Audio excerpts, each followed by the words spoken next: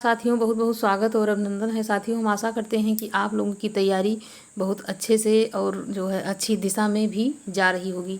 तो साथियों, बिना देरी के पहला प्रश्न लेते हैं कि मैला आंचल उपन्यास के लेखक का नाम यहाँ पे पूछा जा रहा है। तो यहाँ पे प्रेमचंद हैं, राही मासूम रजा, नागा अर्जुन या फिर फणीसन नाथ रेणु। यहाँ पे डी आंसर हो जाता है सही। अगला यहाँ पे प्रश्न है, निम्नलिखित में से किस उपन्यास में मृणाल की आत्मकथा का चित्रण हुआ है। तो यहाँ त्यागपत्र हो जाएगा, अपने अपने अजनबी या फिर पुनर्नवा या फिर पानी की प्राचीर। आंसर यहाँ पे ए हो जाता है सही, क्योंकि इसमें जैनेन्द्र जी ने त्यागपत्र के माध्यम से मृणाल नामक एक भाग्यहीन युवती की आत्मपीड़ा का चित्रण इस उपन्यास के माध्यम से किया है। और ये देखा जाता है इसका प्रकाशन कब हुआ, तो इसका प्रकाशन 1937 यहाँ पे माना जाता है। और इसका लेखक पूछा जाता है तो जैनेन्द्र आंसर हो जाता है।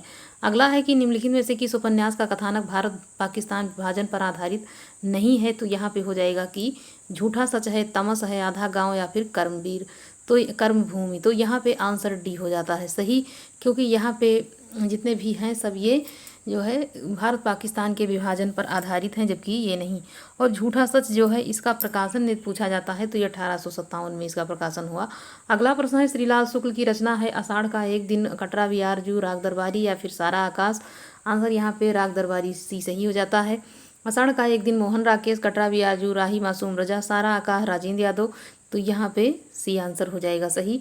लालटीन की छत के लेखक कौन हो जाएंगे। भीष्म साहनी हैं, उषा प्रेमगदा हैं, निर्मल वर्मा है या फिर नरेंद्र कोहली हैं। तो यहाँ पे निर्मल वर्मा आंसर हो जाता है सही। इसके लेखक निर्मल वर्मा को माना गया है। रजिया बेगम किसकी रचना है। हो जाएगा गोपाल राम गहमरी, किशोरी लाल गोस्वामी, श्रद्धा राम फुरलोरी या फिर जयशंकर प्रसाद। तो यहाँ किशोरी लाल गोस्वामी आंसर हो जाता है सही। यदि किशोरी लाल जी की बात चलती है तो इनके कुछ महत्वपूर्ण उपन्यास हैं, जैसे रजिया बेगम है, जिंदे की लाश है, तिलिस्मी है, उसके बाद तिलिस्मी शीश महल है, लीलावती है, मस्तानी, सुख सरवरी है, प्रेममयी है, लौंगलता है, कुसुम कुमारी, त्रिवेणी, उसके बाद तारा, अनूठी का नगीना आदि इनके कुछ महत्वपूर्ण उपन्यास हैं जो कभी भी एग्जाम में देखने को मिल सकते हैं। आखिरी चट्टान के यहाँ पे रचनाकार कौन हैं। मोहन राकेश हैं, अमृत राय हैं, रंगे राघव हैं या फिर अमृत राहुल संकृत्यायन हैं। यहाँ पे मोहन राकेश आंसर हो जाता है सही। यदि विधा पूछा जाता है तो ये हो जाएगा यात्रा वृत्तांत के रूप में इसको हम जानते हैं।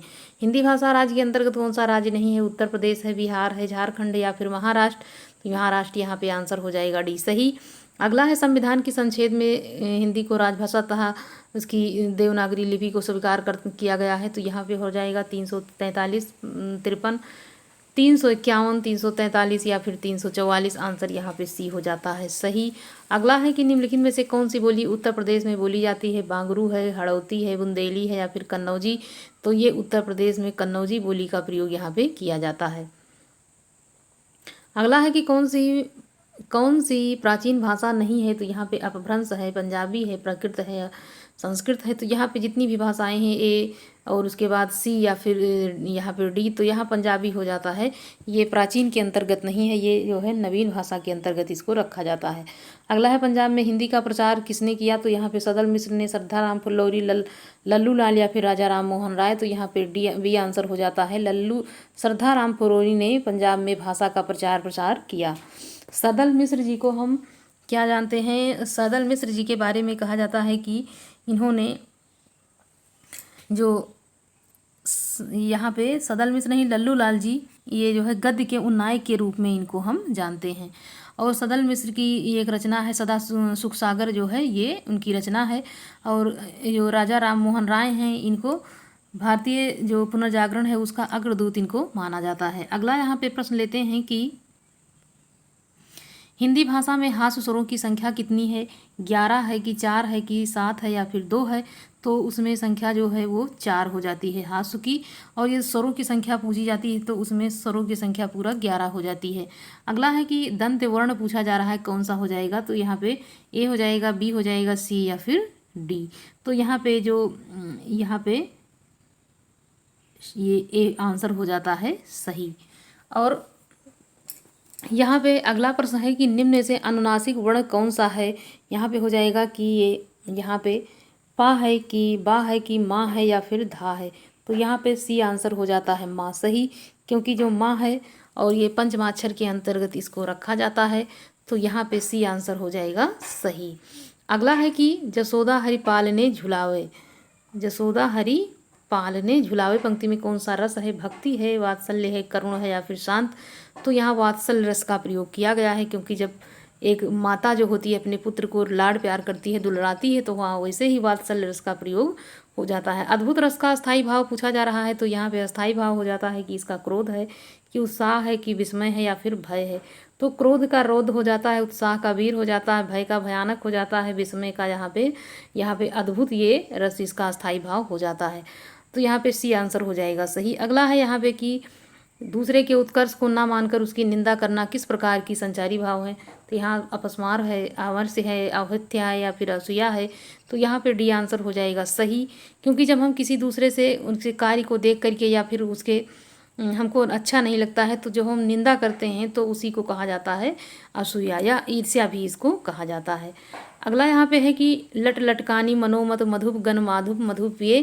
तो यहाँ पे पूछा जा रहा है कि कौन से वर्ण की आवृत्ति अधिक मात्रा में हुई है? तो यहाँ पे हो जाएगा ए है, बी है, सी है या फिर डी। तो यहाँ पे ला और माँ की आवृत्ति काफ़ी ज़्यादा मात्रा में देखने को मिल रही है। अगला है कि नीर भरे नैना रहे तहु न प्यास बुझाए। पंक्ति में कौन सा अलंकार है पूछा जा रहा है? ए है, बी है, सी है या फिर डी। तो यहाँ पे विशेषोक्ति अलंकार हो जाता है सही। अगला है माला फेरत जुग गया गया न मन का फेर, कर का मन का डार के मन का फेर। इस पंक्ति में कौन सा अलंकार है? रूपक है, श्लेष है, यमक है या फिर उपमा है? तो इसमें यमक अलंकार हो जाता है। अगला यहाँ पे है कि कुंडलिया छंद में होता है, तो यहाँ पे हो जाएगा दोहा और रोला चौपाई, और रोला दोहा और चौपाई या फिर दोहा और सोठा। तो कुंडलिया में क्या देखने को मिलता है, ये यहाँ पे पूछा जा रहा है। तो यहाँ पे आंसर हो जाता है कि जो कुंडलिया है एक संयुक्त मात्रिक छंद के रूप में इसको, संयुक्त विषम मात्रिक छंद के रूप में इसको हम पाते हैं। यह अर्ध मात्रिक छंद जैसे दोहा और रोला के योग से इसका जो है देखने को मिलता है। कुल इसमें चरण पूछा जाए तो 6 चरण होते हैं, जिसमें प्रथम 4 चरण जो होते हैं वे दोहे का, अंतिम 2 चरण जो होता है वो रोला का। कुंडलिया में एक और विशेषता होती है कि मतलब जिस वर्ण से शुरुआत होती है इसकी पहला अक्षर जो होता है और ख़त्म भी उसी से होता है।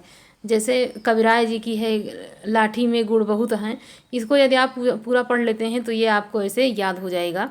अगला है कि सोठा के प्रथम चरण में कितनी पंक्तियाँ, कितनी मात्राएं होती हैं? तो इसमें 10 हो जाती हैं, 11 हो जाती हैं, 12 हो जाती हैं, फिर 13 हो जाती हैं। तो सोरठा में यहाँ पे 11 हो जाएंगी। क्या हो जाएंगी? तो सोरठा के प्रथम चरण में 11 मात्राएं होती हैं, और इसी का दूसरा चरण देखा जाता है तो उसमें 13 मात्राएं होती हैं। और इसी का उल्टा देखा जाए, जैसे दोहा में होता है तो उसमें 13 होती हैं, बाद में 11 होती हैं। मतलब दोहा और सोरठा आपस में एक दूसरे के उल्टा या विपरीत भी होते हैं। मत गयंत में कितने वर्ण होते हैं? हो जाएगा कि इसमें 24 की, 22 की, 23 या फिर 21। एक तो ये हो जाएगा कि जो मत गयंत है ये एक वर्णिक छंद के अंतर्गत आता है, ये मात्रिक छंद के अंतर्गत नहीं है। यहाँ पे इसकी वो पूछा जा रहा है कि इसमें वर्ण कितने हैं? तो इसमें 23 वर्ण होते हैं। कितने होते हैं? तो इसमें 23 जो है वर्ण होते हैं। मत गयंत में 7 भगड़ होते हैं और 2 गुरु के क्रम होते हैं, और यह एक क्या है? तो हमने यहाँ पे पहले ही बता दिया है आपको कि ये वर्णिक छंद के अंतर्गत इसको हम रखते हैं, पाते हैं। अगला यहाँ पे है प्रश्न कि निश्चल का सही संधि विच्छेद क्या होगा? यहाँ पे हो जाएगा कि निह प्लस चल या फिर निस प्लस चल या फिर निस प्लस या फिर निस प्लस अचल। यहाँ पे कौन सा आंसर होता है सही? तो यहाँ पे निह प्लस चल हो जाएगा, ये ए आंसर यहाँ पे सही हो जाता है। अगला है कि सदधर्म का संधि विच्छेद क्या होगा? तो सद प्लस धर्म, सद प्लस अधर्म, सद प्लस धर्म या फिर सत प्लस धर्म। यहाँ पे कौन सा आंसर हो जाता है सही? यहाँ पे आंसर हो जाएगा सत प्लस धर्म, डी आंसर हो जाता है सही। अगला है कि सूक्ति का संधि विच्छेद यहाँ पे हो जाएगा कि सु प्लस उक्ति, सु प्लस उक्ति, सु प्लस या फिर सु प्लस किति। कौन सा हो जाता है इसमें सही? तो हो जाएगा इसमें कि सु प्लस उक्ति जो इसमें हो जाता है, ये यहाँ पे ए आंसर हो जाएगा सही। अगला है कि द्वंद्व समास में कौन सा पद प्रधान होता है? तो यहाँ पे ये पूर्व पद होता है कि उत्तर पद या फिर ए बी दोनों या फिर कोई तीसरा पद। तो पूर्व पद जो होता है ये अव्ययी भाव समास में होता है, उत्तर पद जो होता है ये जो है तत्पुरुष में होता है। तो और जो द्वंद्व समास होता है उसमें दोनों पद प्रधान होते हैं। और कोई तीसरा पद जो होता है वो बहुव्रीहि समास में प्रदान, मतलब कि कोई तीसरी जो होता है अर्थ, उसके तरफ यहाँ पे इशारा किया जाता है। अगला यहाँ पे प्रश्न है कि प्रत्यंग किस समास का उदाहरण है। हो जाएगा अव्ययी भाव है, तत्पुरुष है, दिगु है या फिर द्वंद्व है। तो यहाँ पे कौन सा हो जाता है, जिस समास का पूर्व पद अव्यय हो वह अव्ययी भाव समास कहलाता है। तो प्रत्यंग जो है यहाँ पे प्रति यहाँ पे क्या हो जाएगा, अव्यय हो जाता है। और यहाँ पे जो आंसर सही हो जाता है यहाँ पे अव्ययी भाव समास सही हो जाएगा। अगला है कि त्रिशंकु होने का उपयुक्त अर्थ क्या होगा। चारों ओर ध्यान देना, किसी ओर ना ध्यान देना, तीन तरफ से ध्यान देना या फिर केवल ऊपर की तरफ ध्यान देना। कौन सा आंसर होता है सही। तो त्रिशंकु मुहावरे का अर्थ होता है किसी ओर का यहाँ पे ना रहना। इस मुहावरे का समानार्थी होता है कि किसी और जो है ध्यान ना रहना। अगला यहाँ पर प्रश्न है कि भई गति सांप छछुंदर केरी, श्लोकोक्ति में कौन सा अर्थ हो जाएगा। एक दूसरे से बचना, दृढ़ संकल्प होना, अपने खतरे को टालना या फिर दुविधा में होना। तो आंसर यहाँ पे कौन सा सही हो जाता है। भई गति सांप छछुंदर केरी लोकोक्ति का अर्थ है कि दुविधा में होना या असमंजस की स्थिति जहाँ होती है तो वो हो जाता है दुविधा में होना या फिर असमंजस की स्थिति हो जाना। घाट घाट का पानी पीना मुहावरे का अर्थ क्या हो जाएगा। अनेक क्षेत्रों का अनुभव होना, जीवन में स्थिरता का अभाव, दर दर भटकना या परोपकार के लिए यहाँ वहाँ घूमना। आंसर यहाँ पे कौन सा हो जाता है सही। तो यहाँ पे घाट घाट का पानी पीना जो यहाँ पे बताया गया है ये यहाँ पे हो जाएगा कि अनेक क्षेत्रों का यहाँ पे अनुभव करना। ये यहाँ पे ए आंसर हो जाएगा सही। अगला है कि निम्नलिखित में से कौन सा शब्द यहाँ पे तद्भव नहीं है। तो यहाँ पे दांत है कि अधर है कि आँख है या फिर कान है। तो यहाँ पे कौन सा हो जाता है जो तद्भव नहीं है। तो यहाँ पे हो जाएगा आंसर बी यहाँ पे हो जाएगा। अधर जो है, जैसे जो तद्भव तत्सम की एक पहचान रहती है कि जब हम चांदबिंद लगा हुआ कोई जो है शब्द देखते हैं तो ये हो जाता है तद्भव। यहाँ पे भी है, यहाँ पे भी है, यहाँ पे कान है। यदि इसमें रेफ वाला जैसे कर्ण होता है ये लगा होता तो यहाँ पे ये क्या हो जाता, ये तत्सम हो जाता। लेकिन यहाँ पे क्या है, कान लिखा है तो यहाँ पे ये तद्भव हो जाएगा। अगला यहाँ पे प्रश्न है कि कौन सा शब्द तत्सम नहीं है, ये यहाँ पे पूछा जा रहा है। तो यहाँ पे दृष्ट है, पिष्ट है, पानिप है, पंख है। क्या हो जाएगा इसमें, मतलब तत्सम जो यहाँ पे नहीं पूछा जा रहा है कि नहीं है। तो दिए गए जो शब्द हैं इसमें पानिप जो है ये नहीं है। और जबकि जितने एक आपको यहाँ पे हम ट्रिक कह लीजिए या कोई एक वो भी कह लीजिए, चिन्ह कह लीजिए, यहाँ पे जो सा का प्रयोग हुआ है आधा सा, ये इस प्रकार के सा, और यहाँ पे जो ये मात्रा लटक रही है मतलब री है, और यहाँ पे चांद बिंदी ना होकर के केवल यही वाली बिंदी है। आँख मूंद के आपको लगा देना है कि यहाँ पे ये तत्सम शब्द ही माने जाते हैं। इस प्रकार के जब वर्ण होते हैं तो वहाँ पे तत्सम ही होता है। अगला यहाँ पे प्रश्न है कि निम्नलिखित में से कौन सा शब्द तत्सम नहीं है। यहाँ पे हो जाएगा कि गायक है कि नायक है कि शावक है या फिर उपखान है। तत्सम नहीं पूछा जा रहा है कि कौन सा यहाँ पे तो तत्सम नहीं है। तो यहाँ पे जो आंसर सही हो जाता है वो यहाँ पे हो जाएगा कि जो उपखान है ये यहाँ पे तत्सम शब्द नहीं है। ये यहाँ पे क्या हो जाएगा, ये हो जाएगा आपका, ये हो जाएगा आपका तद्भव।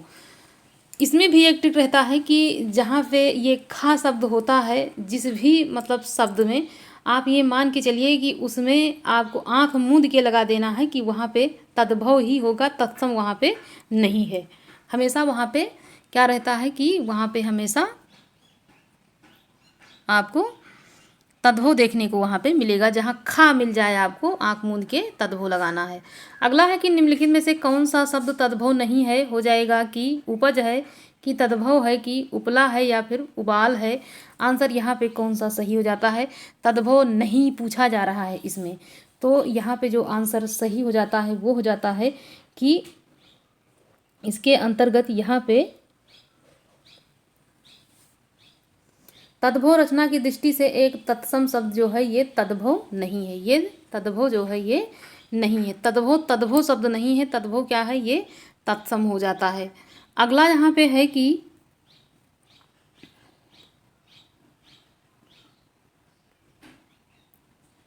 निम्नलिखित में से कौन सा यहाँ पे शब्द तत्सम नहीं है पूछा जा रहा है।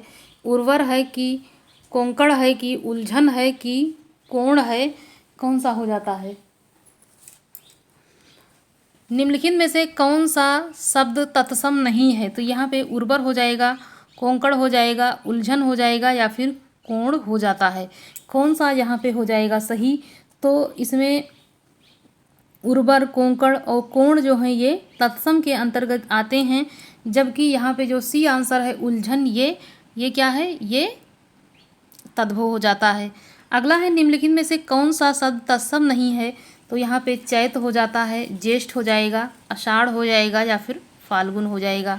तो यहाँ पे कौन सा हो जाता है सही, मतलब यहाँ पे तत्सम नहीं है, मतलब तद्भव है। ये यहाँ पे देखने की बात है कि कौन सा आंसर होता है यहाँ पे सही। तो ज्येष्ठ, आषाढ़, फाल्गुन ये तत्सम शब्द है, जबकि चैत जो है ये क्या हो जाएगा, ये तद्भव हो जाता है। तो यहाँ पे ये वाला सा का प्रयोग हुआ है, यहाँ भी ये वाले सा का प्रयोग हुआ है। यहाँ पे फाल्गुन वैसे बोला जाता है तो इसको फागुन बोलते हैं सब लोग। तो जो बोल जाल की भाषा रहती है उसको हम तद्भव कहते हैं, लेकिन जब जो लिखने पढ़ने की भाषा आ जाती है वहाँ पे शब्दों को थोड़ा सा सुधार के पेश किया जाता है, वो हो जाता है फाल्गुन। अगला है वह शाम को घर जाएगा, वाक्य में वृत्ति के अर्थ का कौन सा भेद है, तो यहाँ पे हो जाएगा कि संभार्थ हो जाएगा कि निश्चयार्थ हो जाएगा, संकेतार्थ या फिर विध्यार्थ, कौन सा यहाँ पे हो जाता है आंसर। यहाँ पे हो जाएगा वह शाम को घर जाएगा में वृत्ति के अर्थ में निश्चयार्थ, यहाँ पे आंसर बी हो जाएगा सही। अगला प्रश्न है कि वह भोजन बनाता है, वाक्य में कौन सा पक्ष है, हो जाएगा अवृत्त मूलक है कि सत्यता परक है या फिर स्थित्यात्मक है या फिर पूर्ण पक्ष है। आंसर इसमें हो जाता है कौन सा इसमें सही हो जाता है, तो ये प्रश्न थोड़ा सा डाउट वाला है, इसको थोड़ा हम बाद में देख करके क्लियर अच्छे से बताएंगे। अगला है कि से के द्वारा किस परसर्ग का प्रयोग यहाँ पे किया जाता है। यहाँ पे अपादान हो जाएगा, करण हो जाएगा, संप्रदान हो जाएगा या फिर अधिकरण हो जाएगा। तो से के द्वारा जो होता है यहाँ पे संप्रदान का प्रयोग किया जाता है। अगला है कि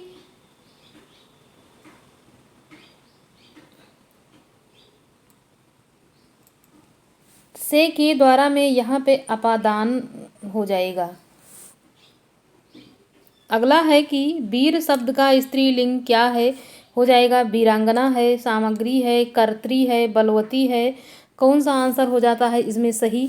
तो इसमें वीर जो शब्द है ये स्त्रीलिंग हो जाएगा, वीरांगना यहाँ पे ए आंसर हो जाता है सही। अगला है सर्वदा एक वचन रहने वाला कौन सा है, तो यहाँ पे शब्द हो जाएगा वधू हो जाएगा, जनता हो जाएगा, उस हो जाएगा या फिर पिता हो जाएगा। तो कौन सा हो जाता है इसमें हो जाता है कि जो जनता शब्द का प्रयोग हमेशा सदैव जो है वो एक वचन में होता है, जैसे जनता सब कुछ जानती है, ये यहाँ पे हो जाएगा बी आंसर। अगला है कि अपने जीवन पर स्वयं लिखी जाने वाले वाक्यांश के लिए क्या कहा जाता है, हो जाएगा रेखा चित्र है, संस्मरण है, आत्मग्लानि है या फिर आत्मकथा है। तो जो अपने लिए लिखा जाता है वो स्वयं के लिए लिखा जाने वाला ये आत्मकथा हो जाता है। अगला है कि पुस्तकीय शब्द में प्रत्यय बताइए, हो जाएगा कि किए है कि यह है कि ये है या फिर ये है, कौन सा हो जाता है इसमें। तो पुस्तकीय में ये प्रत्यय यहाँ पे हो जाता है सही। अगला यहाँ पे है कि दिए गए विकल्पों में से कौन सा विकल्प स्मरण का विलोमार्थी शब्द है, तो यहाँ पे क्या हो जाएगा, यहाँ अनुस्मरण, आस्मरण, विस्मरण या फिर अनस्मरण। यहाँ पे जो आंसर सही हो जाता है वो हो जाता है जो स्मरण है उसका विस्मरण, यहाँ पे आंसर हो जाएगा सी सही। अगला प्रश्न है कि दिए गए विकल्पों में कौन सा विकल्प संक्षिप्त का विलोम शब्द है, हो जाएगा सीमा है कि स्थिर है कि विकास है या फिर विस्तृत है। तो जो संक्षिप्त हो जाता है उसका विलोम जो हो जाता है वो विस्तृत यहाँ पे हो जाएगा, यहाँ पे डी आंसर हो जाता है सही। अगला है कि समानार्थी शब्द के आधार पर यमुना शब्द के लिए उचित समूह को चुनिए, तो यहाँ पे हो जाएगा कृष्णा सूर्यसुता तटनी, कालिंदी कृष्णा सूर्यसुता, अम्बुद कालिंदी सूर्यसुता, तरंगिणी तटनी कालिंदी, कौन सा आंसर होता है यहाँ। तो यहाँ पे हो जाएगा कि जो कालिंदी जमुना सूर्यसुता यहाँ पे कृषजा तथा यहाँ पे देखा जाता है तो जो सही आंसर हो जाएगा ये यहाँ पे बी आंसर हो जाता है सही। अगला प्रश्न है कि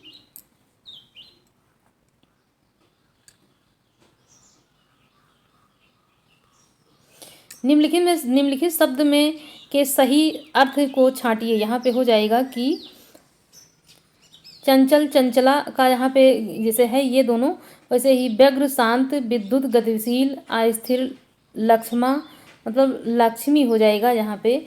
सरासती या फिर अति शरारती या फिर अति शरारती, यहाँ पे कौन सा हो जाता है आंसर सही।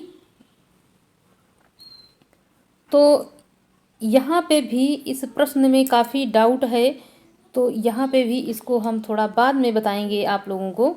साथियों यहाँ पे अगला प्रश्न लेते हैं कि सह अपश्यत का हिंदी में अनुवाद क्या होगा। तो ये हो जाएगा वह देख रहा है।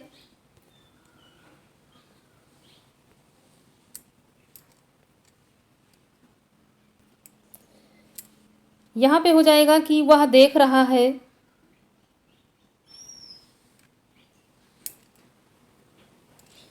वह देख रहा है, वह देख रहे हैं, उसने देखा या फिर वह देखता है। तो यहाँ पे जो आंसर सही हो जाता है वो यहाँ पे सही हो जाता है कि वह देख रहा है। अगला है इसमें कि लड़का जा रहा था, संस्कृत में अनुवाद है। तो यहाँ पे क्या हो जाएगा, तो यहाँ पे हो जाएगा कि बालकः गच्छत् अस्मः, बालको गच्छामि, बालकः गच्छन्ति या फिर अस्मै बालको गच्छति। कौन सा यहाँ पे आंसर हो जाएगा सही। तो यहाँ पे आंसर सही हो जाता है कि यहाँ पे ए आंसर हो जाएगा सही, बालका गच्छति स्म, यहाँ पे ये आंसर हो जाएगा सही। अगला है किरात अर्जुनीय किसकी रचना है। तो यहाँ पे हो जाएगा कि भारिप की है कि कालिदास या फिर माघ या फिर श्रीहर्ष। तो यहाँ पे ये रचना जो किरात अर्जुनीय है ये भारिप की कृति हो जाती है। अगला है कि आत्मनेपदी धातु नहीं है। तो ये क्या नहीं है, आस नहीं है, सी नहीं है, युद्ध नहीं है या फिर भू नहीं है। कौन सा यहाँ पे आंसर हो जाता है डी यहाँ पे हो जाएगा, भू इसके अंतर्गत नहीं है। अगला है महाकवि माघ की प्रसिद्धि किसमें है। तो ये किसमें है, ये उपमा के लिए, हर्षगौरव के लिए, पदलालित्य के लिए, तीनों के लिए। तो ये तीनों के लिए प्रसिद्ध है। अगला यहाँ पे प्रश्न है कि निम्नलिखित में से कौन सा हल संधि का उदाहरण नहीं है। यहाँ पे हो जाएगा कि जगदीशा है कि सच्चिदानंदा है, शिवोवंदा है या फिर वागीसा। कौन सा यहाँ पे आंसर हो जाता है सही। यहाँ पे हो जाएगा सी, शिवोवंदा जो है ये यहाँ पे जो है हल संधि का उदाहरण नहीं है। अगला है कि वद प्लस क्वत्वा रूप बनेगा तो किससे बनी जाए, क्या बन जाएगा, वदित्वा हो जाएगा, वादत्वा या उदित्वा या फिर उदत्वा। कौन सा आंसर होता है सही। यहाँ पे हो जाएगा सी, उदित्वा यहाँ पे आंसर हो जाता है सही। अगला है कि शुद्ध वाक्य कौन सा है। यहाँ पे विद्यालय परितः भिक्षा सन्ति, विद्यालयं परितः भिक्षा सन्ति, विद्यालय परितः भिक्षा सन्ति, विद्यालयं परितः भिक्षा। तो यहाँ पे आंसर सही हो जाता है सी, विद्यालयं परितः भिक्षा सन्ति। यहाँ पे क्या हो जाएगा कि विद्यालय परितः भिक्षा सन्ति, ये यहाँ पे आंसर हो जाएगा सही। अगला है बद्धाम रूपः क्या हो जाएगा, बद्धाम रूप बनेगा तो षष्ठी में या सप्तमी में, द्वितीया में या फिर कहीं नहीं, किसमें बन सकता है इसका रूप। तो यहाँ पे बी आंसर, सप्तमी में इसका आंसर हो जाएगा सही। अगला है कि अभिज्ञान शाकुंतलम में शकुंतला के धर्मपिता कौन है। तो यहाँ पे दुर्वासा हो जाएगा, नारद हो जाएगा, कांडू हो जाएगा या फिर मारीच हो जाएगा। यहाँ पे जो है कांडू यहाँ पे सी आंसर हो जाता है सही। साथियों हम आशा करते हैं आप लोग अपनी तैयारी को अच्छे दिशा में कर रहे हैं। यदि अच्छा लगे तो लाइक कीजिए, सब्सक्राइब कीजिए, साथियों में दोस्तों में इसको शेयर कीजिए। धन्यवाद।